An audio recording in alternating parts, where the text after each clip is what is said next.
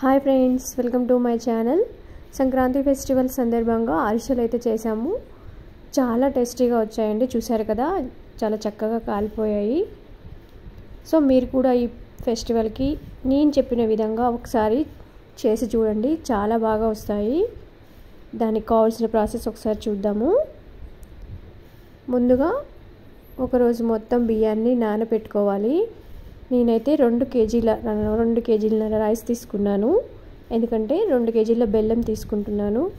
So ఎక్కువ అనిపిస్తే మనకి తర్వాత పోసుకునేటప్పుడు మిగిలితే ఉంచుకోవచ్చు. చూసారు కదా, వడకట్టేసి రైస్ని అయితే క్యాన్లోకి తీసుకున్నాను. ఇప్పుడు దీన్ని మరపట్టించాలి.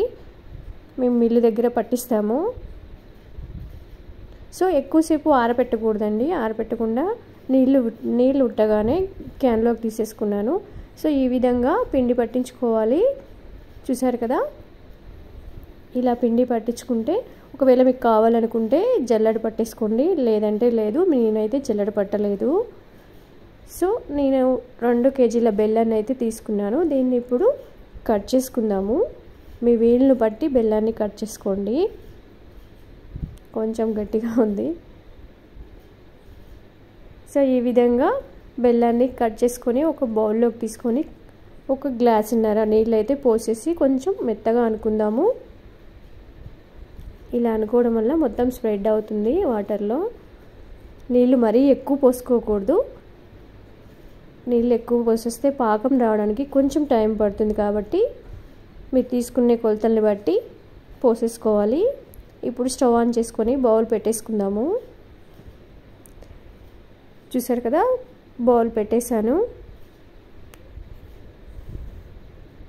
ఇప్పుడు బెల్లం ముక్కల్ని కొంచెం అటు ఇటు అనుకుంటూ నలిపేసుకుంటే తొందరగా కరిగిపోతుంది.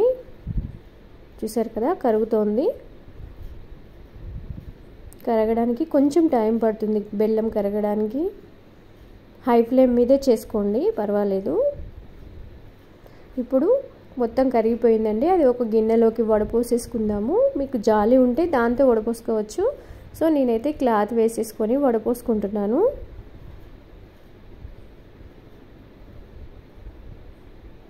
ఎందుకంటే వడపోసుకోవడం అందులో గసి ఉంటుంది కాబట్టి వడపోసేసుకోవాలి,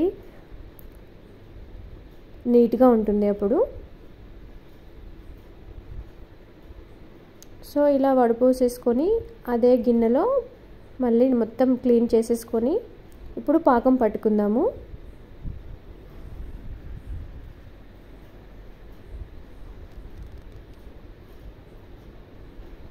చూసారు కదా, బెల్లం అయితే మసులుతుంది. పాకం రావడానికి కొంచెం టైం పడుతుంది.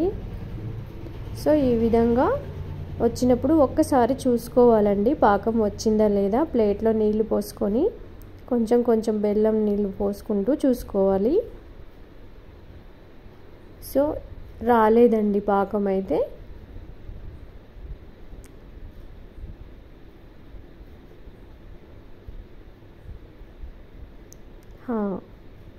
సో ఇప్పుడు ఇలా ముద్ద కడితే పాకం వచ్చినట్టేనండి.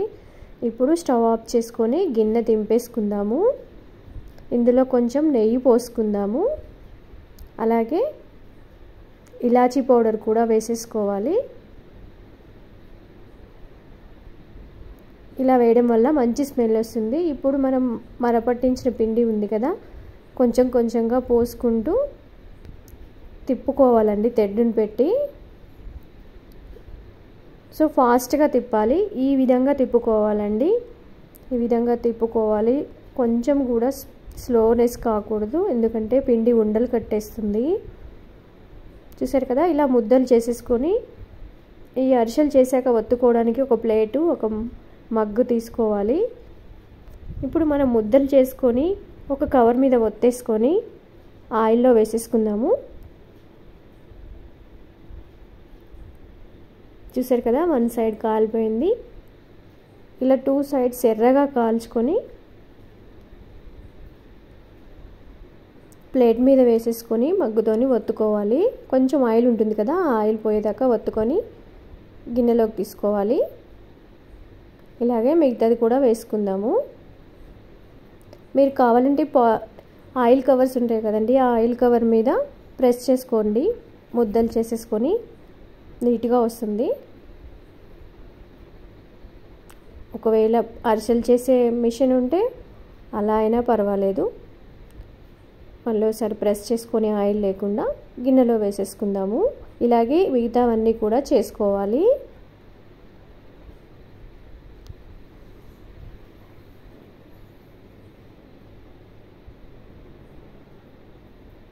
తిప్పేసుకుంటూ మరీ ఎర్రగా కాల్చుకోకూడదండి, మాడిపోతాయి. సో ఇలా ఒత్తుకోవాలి. సో చూసారు కదా, ఇలా ఈ విధంగా అన్ని అరిసెలు కూడా చేసుకొని ఒక పేపర్ వేసుకొని గాలికి ఆరబెట్టుకుందాము కొద్దిసేపు. ఇలా ఆరబెట్టుకోవడం వల్ల తొందరగా పాడైపోకుండా ఉంటాయి. అలాగే వేడి మీద పెట్టేస్తే బూజు రావడానికి అవకాశం ఉంటుందండి. కొద్దిసేపు ఆరిపోయాక జాడీలోకి తీస్తున్నాను చూడండి.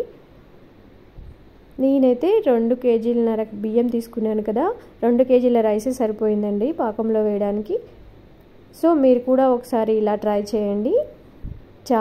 చాలా అంటే చాలా టేస్టీగా వస్తుంది. ఓకేనా ఫ్రెండ్స్, బాయ్, హ్యాపీ సంక్రాంతి.